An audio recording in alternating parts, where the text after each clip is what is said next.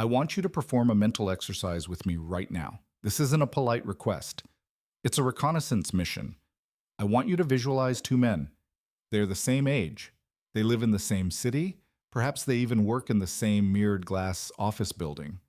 The first man is Commander Mike. Mike makes $150,000 a year. He's the man. Step into his apartment. What do you see? You see an 85-inch television mounted on the wall like an altar to a pagan god.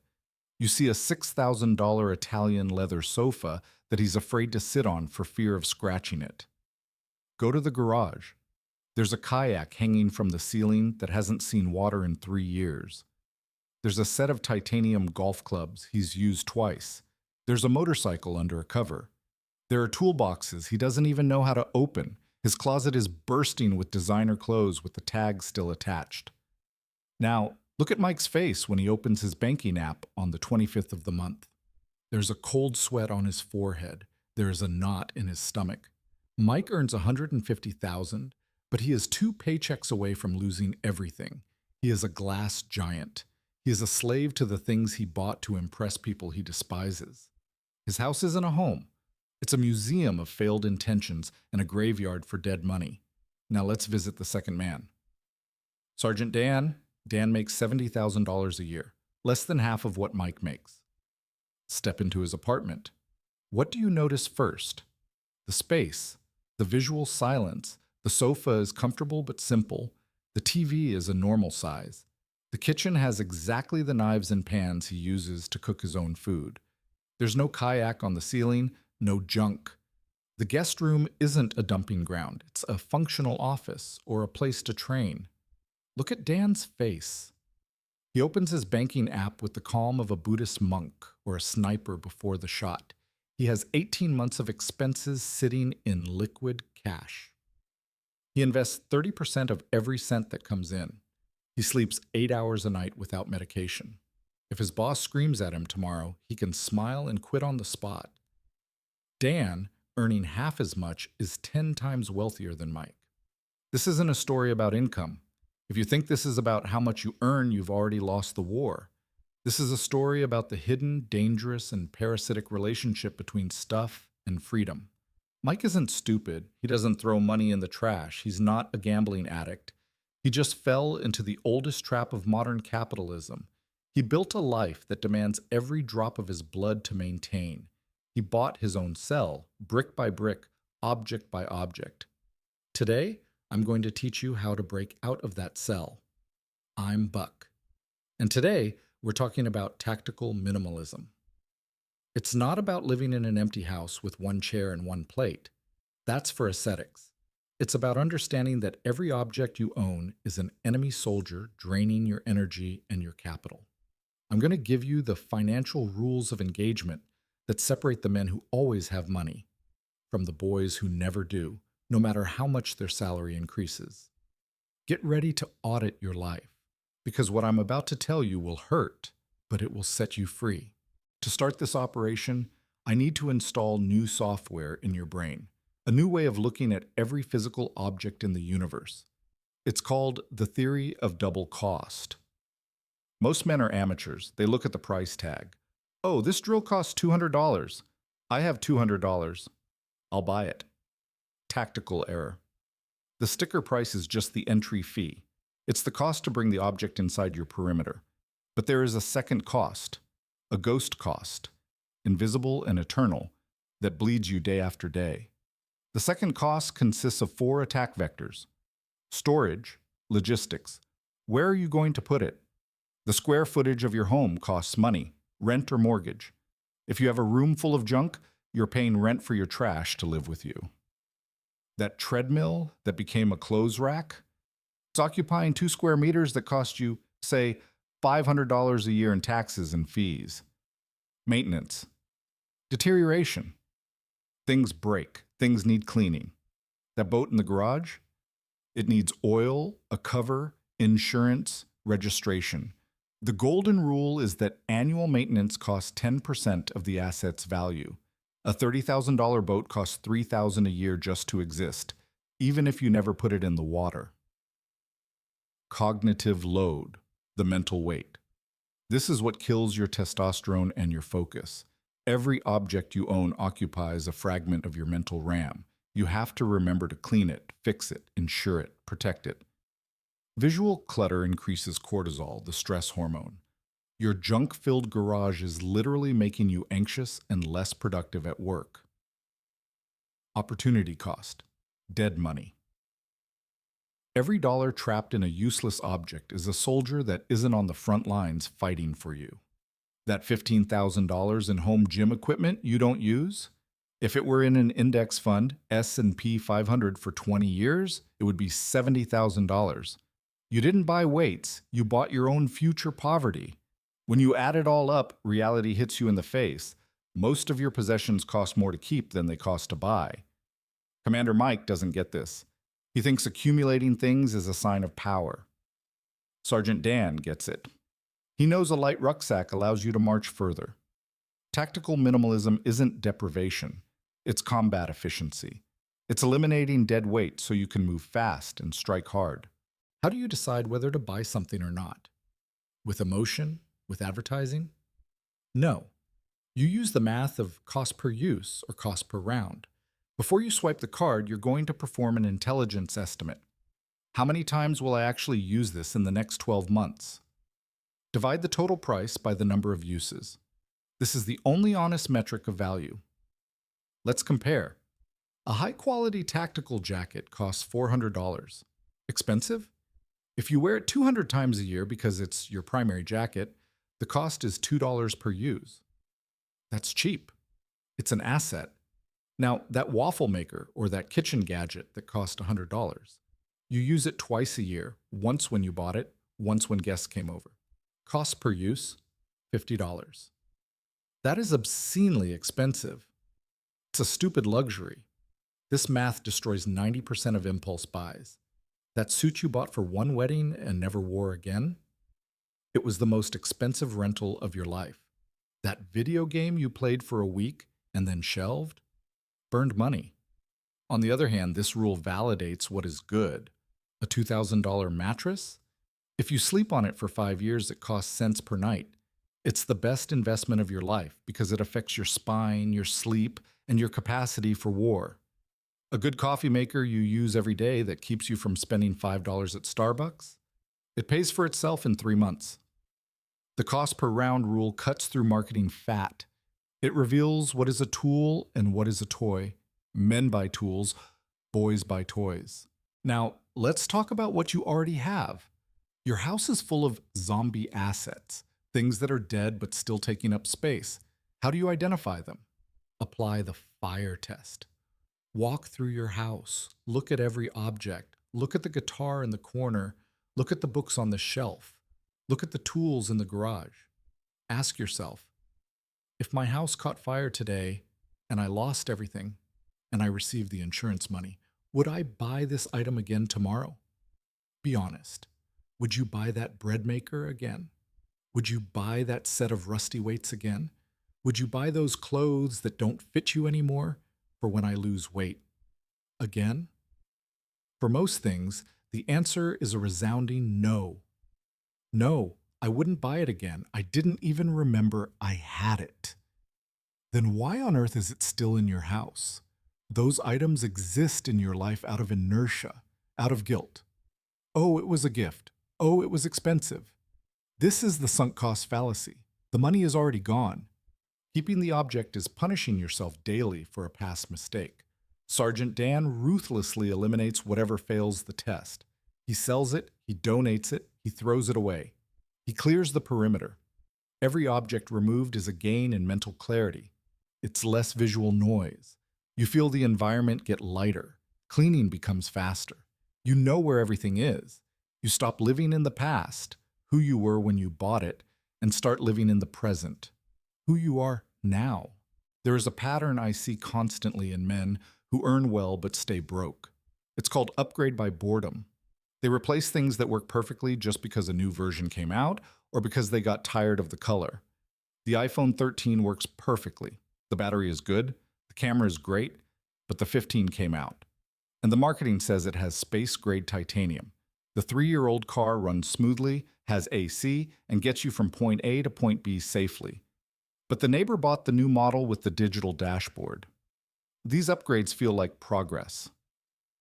I'm improving my life, you say. Lies. This is wealth destruction disguised as success. You are burning capital to solve a problem that doesn't exist. Boredom is not a technical problem. It's a spiritual one. The need for novelty is a dopamine addiction, just like sugar or porn. The tactical minimalist has a strict policy: run to critical failure. An item is functional until it fails to fulfill its mission. The phone is only replaced if it no longer runs vital apps or if it breaks. The car is only replaced if the maintenance cost exceeds the vehicle's value or if safety is compromised. The existence of a new model does not make yours obsolete. Marketing makes you feel that way, but it's an illusion. The average man replaces his phone every 2 years. Over 30 years, that costs $50,000 invested. The average man replaces his car every 4 years. That costs hundreds of thousands of dollars in depreciation over a lifetime. Sergeant Dan drives the same car for 10 years. He uses his phone for 5. The difference goes into his freedom fund. He doesn't drive a new car, but he drives his own destiny. Do you think you have willpower? I'm sorry, but your willpower is a weak battery. It runs out at 6 p.m. when you're tired and stressed. That's when you buy crap on Amazon. That's when you order delivery. Marketing knows this. They've made spending money frictionless. One click, Face ID, purchase approved. To win this war, you don't need more willpower. You need tactical friction. You need to make spending difficult and saving easy. Flip the architecture. How does Sergeant Dan do this? Delete saved cards. Remove your card info from browsers and apps. If you want to buy something, you'll have to get off the sofa, get your wallet, and type in the numbers. It sounds silly, but this small physical barrier stops 30% of impulse buys. Laziness works in your favor. The 24-hour protocol. For any non-essential purchase over $50, impose a 24-hour ceasefire. Put it in the cart and close the tab. If you genuinely still need it tomorrow morning, buy it. Spoiler: in 70% of cases, the urge passes. It was just dopamine, not a necessity. Delete shopping apps. Having Amazon on your phone is like an alcoholic carrying a bottle of whiskey in his pocket. Remove the temptation. Defensive automation. Investments leave the account the day the salary hits. Automatically. The money disappears to the brokerage before you can spend it. If the money is sitting easy in the checking account, it will be spent. Don't trust yourself. Trust the system you built. Here is an advanced rule that catches even the smartest. Understand the lifestyle multiplier effect, also known as the Diderot effect. No object lives alone. Every new possession brings with it a retinue of needs. You buy a boat. The classic mistake, Meg. The boat doesn't just cost the price of the boat. The boat needs a trailer. The trailer needs a stronger truck to tow it. The truck and the boat don't fit in your current garage. Now you need a house with a larger garage. Now you need to pay marina fees. Now you need nautical clothing, a special cooler, a marine sound system. One purchase triggers a chain reaction of consumption that devastates your finances for years. It happens on a smaller scale too. You buy an expensive suit. Now your old shoes look like trash. You buy new shoes. Now the belt doesn't match. Now the watch looks cheap. You've replaced the entire ecosystem. The tactical minimalist calculates the ecosystem cost before buying the primary item. He knows that buying a pool isn't just digging a hole. It's chemicals, cleaning, heating, pool furniture, landscaping, and a spike in the electric bill. He looks at the total cost of operation, not just the entry ticket. Often, seeing the ecosystem cost, he realizes it's not worth it. I'll rent a boat twice a year. It's 10 times cheaper and I don't have the maintenance headache. This is the mercenary rule. Rent the toys, own the assets. Want to ski? Rent the gear. Want to camp? Borrow it the first time. Only buy the equipment if you become a professional at it. Avoid being the guy with a garage full of abandoned hobbies. That's a money cemetery. Here is the final trap of high salaries. Commander Mike earns well, but he never defined what is enough. So when his income goes up, his lifestyle goes up with it. He used to earn 100,000 and spend 100,000. Now he earns 150 and spends 150. He is running on a treadmill. If he stops, he falls. Sergeant Dan did something different. He defined enough before he got rich. He decided a 3-bedroom house, a reliable car, and a vacation once a year is enough for me. When his income rose from 50 to 70 and then to 100, he didn't change his lifestyle. He kept his standard of living locked at enough. All the extra income was channeled into freedom, his investments. The gap, the difference between what he earns and what he spends, became massive. Defining enough is the only way to win the game. Without it, you are a hamster on a wheel, chasing a carrot that is strapped to your own forehead. Enough isn't living in misery. It's living with comfort, but without excess. It's deciding that your Honda Civic is enough, even if you could buy a Porsche. The difference between the Honda and the Porsche is the price of your freedom 10 years from now. Let's redefine wealth. Society, TV, Instagram, they tell you wealth is stuff, mansions, yachts, designer clothes. They're wrong. That is peacock wealth. It's made for others to see. Real wealth, Buck's wealth, is optionality. Wealth is the ability to wake up in the morning and say, today, I'm going to do whatever I want.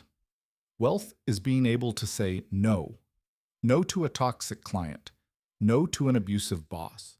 No to a trip you don't want to take. No to social pressure. Commander Mike, with his high salary and high debts, has zero optionality. He has to say yes to everything, or the house of cards collapses.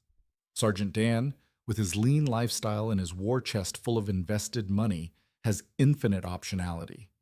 If he wants to take 6 months off to care for an ailing parent, he can. If he wants to try a new career that pays less but gives more pleasure, he can. That is power. That is sovereignty. Money trapped in physical objects, junk, is impotent money. Liquid money, invested, is potent money. It is potential energy ready to be used. Every time you refrain from buying junk, you aren't depriving yourself. You are buying a piece of your freedom. You are trading a plastic object for a day of free life in the future. The math is clear. What is worth more? The iPhone 15 Pro Max or an entire month of freedom without needing to work? The cost is the same. The choice is yours. I know what you're thinking. Buck, this makes sense. I'm surrounded by trash. I'm bleeding money. I want to be Dan, but I'm living like Mike. Where do I start? You don't start by trying to do everything at once. That leads to paralysis. You need a system, a daily protocol. You need an order of battle to clear the terrain, stop the financial bleeding, and shield your mind against the enemy of consumerism. I can't go to your house and throw your junk away, but I can give you the operations manual that I use. I've condensed all this tactical philosophy into a practical guide. It's not boring economic theory, it's direct action. It's called the Order of the Day, 365 high-impact actions for your financial sovereignty. It's an operating system for your year, 1 mission per day. Day 3, Subscription Audit Protocol, how to kill the monthly vampires. Day 12, Debt Negotiation Tactics. Day 40, how to sell stagnant junk and generate quick cash, liquidating zombie assets. Day 100, Mental Shielding Against Predatory Marketing. If you follow the protocol, a year from now, you won't just have more money. You'll have a lighter life, a functional home, a shielded mind. You'll have stepped out of the rat race and onto the path of the sovereign. The link for the Order of the Day is right down here in the description and the first pinned comment. It costs less than that useless gadget you bought on Amazon last week and already forgot about. But the value? The value is the key to your cell. The choice is yours. You can keep accumulating things, paying interest, and living in fear like Mike. Or you can start decluttering, focusing, and building your silent empire like Dan. Don't wait for the willpower to show up. Willpower is volatile. Discipline is eternal. Get your manual, receive your mission, clear your perimeter, keep your numbers clear, your house light, and your soul free. I'm Buck, and you can count on me. The link is in the description. I'll see you on the front lines.